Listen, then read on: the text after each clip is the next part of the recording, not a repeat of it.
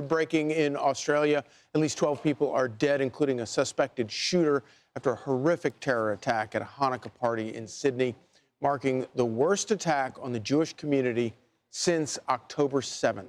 Chief Foreign Correspondent Trey Yingst is here with the very latest. Good morning, Trey. What else have we learned? Yeah, hey guys, good morning. There's been a terrorist attack in Sydney, Australia, targeting a Hanukkah event along Bondi Beach. Authorities say at least 12 people were killed and more than 29 wounded when two gunmen opened fire on crowds of people. Australia's Prime Minister reacted to the event, saying this. This is a targeted attack on Jewish Australians on the first day of Hanukkah, which should be a day of joy, a celebration of faith, an act of evil anti-Semitism, terrorism that has struck the heart of our nation. Australian authorities still investigating this shooting, with local police putting out a statement saying, quote, 2 people are in police custody at Bondi Beach. However, the police operation is ongoing, and we continue to urge people to avoid the area. Please obey all police directions. Do not cross police lines. Now, authorities have updated that statement to say one of the attackers is dead. The other remains in police custody. This event was scheduled to start at 5 p.m. local time in Sydney and was advertised as an event for all ages with music, games, and fun. One person who saw this shooting unfold described what it was like. Take a listen. As soon as I arrived, we heard pop, pop, pop, pop, pop. We at first thought it was fireworks, so we did not react. People around us did not react. And then the popping did not stop. It was continuous. And then people started to panic, and we started to see hundreds of people running around, not sure where the sound was coming from, unsure again if it was fireworks or if it was shooting bullets. Israeli officials are now reacting, with Israel's Prime Minister Benjamin Netanyahu calling anti-Semitism a cancer around the world, and Israel's Foreign Minister Gideon Sa'ar saying this in a statement, quote, I'm appalled by the murderous shooting attack at a Hanukkah event in Sydney, Australia. These are the results of the anti-Semitic rampage in the streets of Australia over the past 2 years, with the anti-Semitic and inciting calls of globalize the Intifada that were realized today. The Australian government, which received countless warning signs, must come to its senses. We do anticipate another press conference will take place later today to get more details on this shooting. But I spoke with a friend in the Jewish community in Australia, and I want to read to you what she sent to me. It really is quite powerful and describes what happened and what this means for that community. She said, how could beautiful Australia be this now? Our community is terrified and in total shock and disbelief. She goes on to say, my staff member in Sydney was there. She and her husband were applying pressure to a man with gunshot wounds. One of the young people we trained in anti-Semitism advocacy was there with her little baby, sheltering him while bullets were flying over her head. Her last message said they were dancing and eating donuts. They were dancing and eating donuts. Hundreds of Jews in Australia trying to celebrate the first night of Hanukkah when 12 people were murdered by 2 terrorists who opened fire along this beach in Sydney. Guys.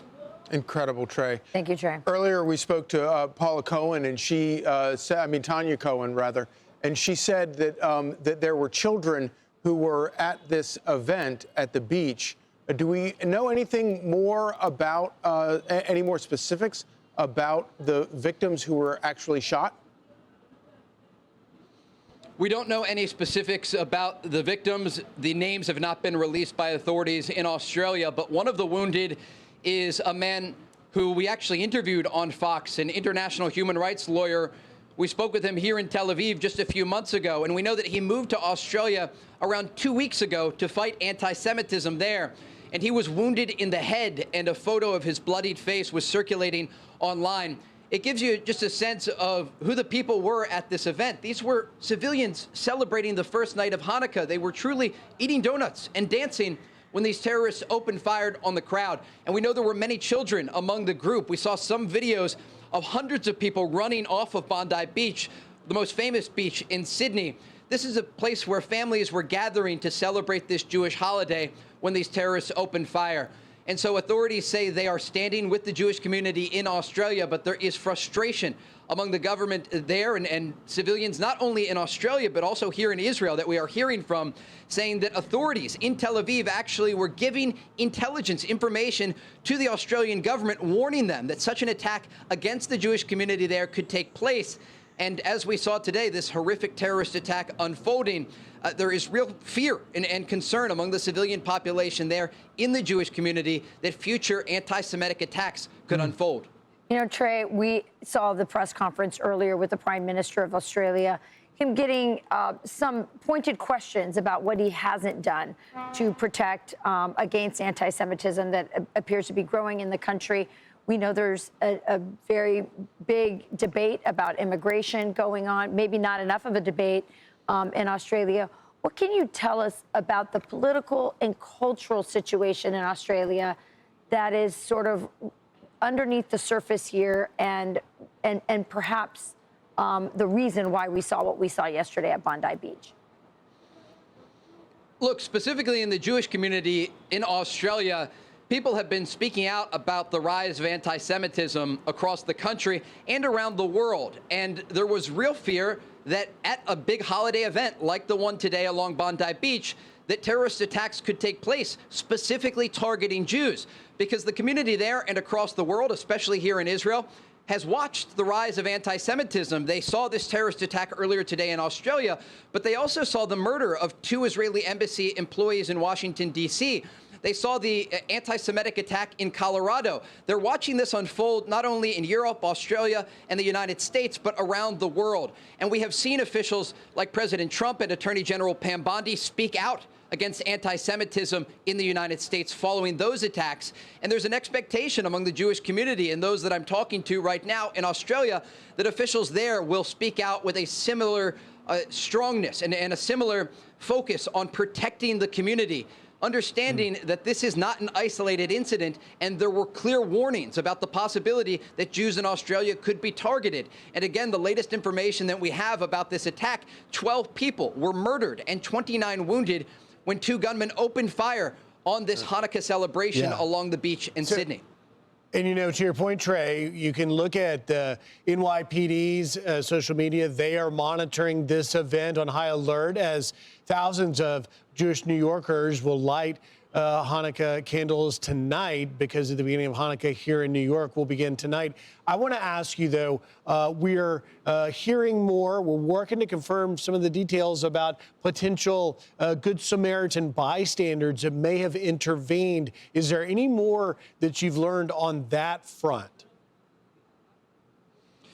I don't want to give the name initially because we haven't confirmed it, but someone just texted me 1 minute ago with a photo and name of who they say is the person who took down one of the gunmen. I want to just describe to you a video that will work on getting cleared. But initially, when these gunmen were open firing, there was not a police response right away. And so a bystander who was on the scene hid behind the bumper of a car. And then as one of the gunmen was shooting in the other direction, he leaped out and wrapped his arms around the gunman and pulled the gun out of his hands. And ultimately, we understand that that civilian was injured but survived. But it just shows you this heroic moment amid the chaos. One of these individuals trying to just stop this terrorist attack as it was unfolding. And remember, police say that there were 2 gunmen. One of them was killed. The other is in police custody. And we're going to work on confirming the identity of this man. But we have been hearing from a variety of people in Australia coming together to reject this terrorist attack and call for the protection of the Jewish community, not only in Sydney, but across that country. Indeed, that's somebody that we definitely would like to talk to. Australia obviously has undergone one of the most aggressive gun confiscation programs in the country. Do we know anything about the weapons that were used? We don't know much. I've seen a few photos of the weapons that were used, but I don't want to speculate on the exact make and models and where they were from. We'll wait for Australian authorities to give us more information on that. We do understand that the investigation is still underway. This area is blocked off. The police in Sydney are urging people to stay away from the scene as they gather more information on the types of weapons that were used.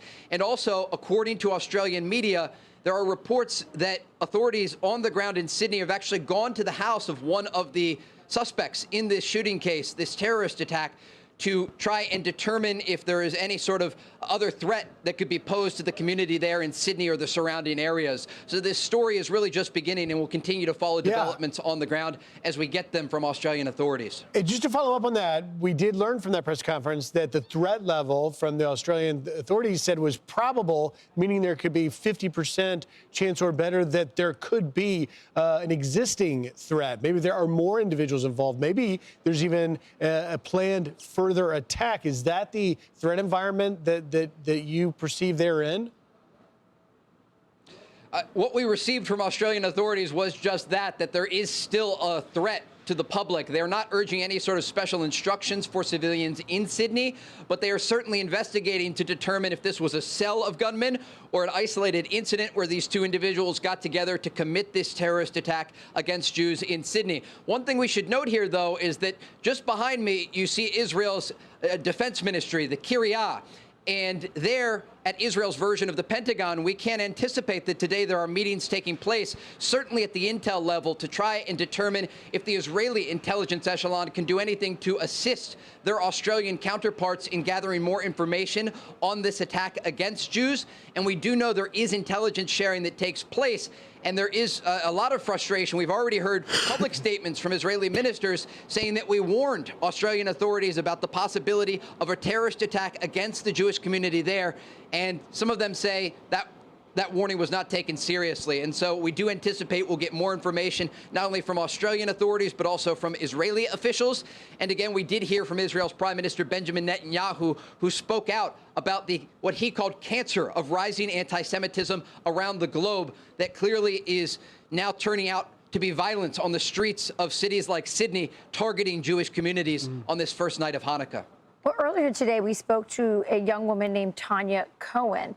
Her brother actually was providing security at that event and ended up helping to resuscitate people who were injured.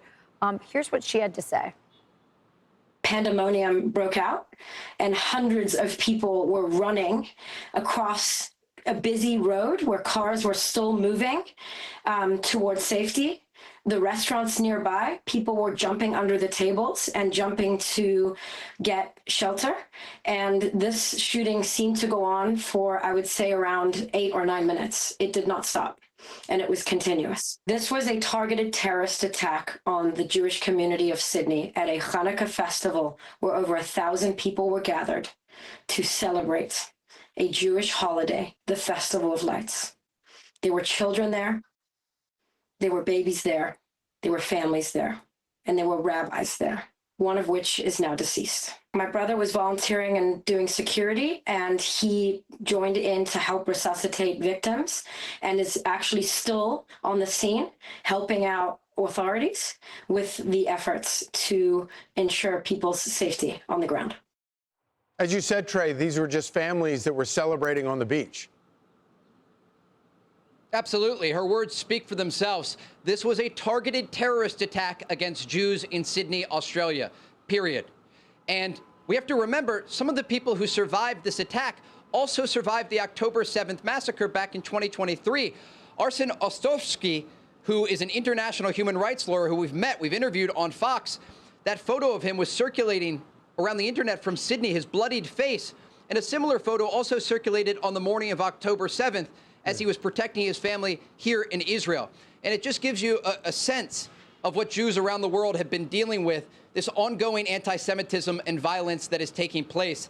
And again, that sentence that my friend in Sydney sent to me, I think really stands out and encapsulates what this was. She said they were dancing and eating donuts. There were hundreds of Jewish civilians celebrating the first night of Hanukkah, dancing and eating donuts, when 2 gunmen opened fire on this crowd, a terrorist attack murdering 12 people in Sydney. Wow, that really brings it home. All right, Trey Yingst live for us in Tel Aviv. Trey, we'll check back in with you. Thank you very much. I'm Steve Doocy. I'm Brian Kilmeade. And I'm Ainsley Earhart. And click here to subscribe to the Fox News YouTube page to catch our hottest interviews and most compelling analysis.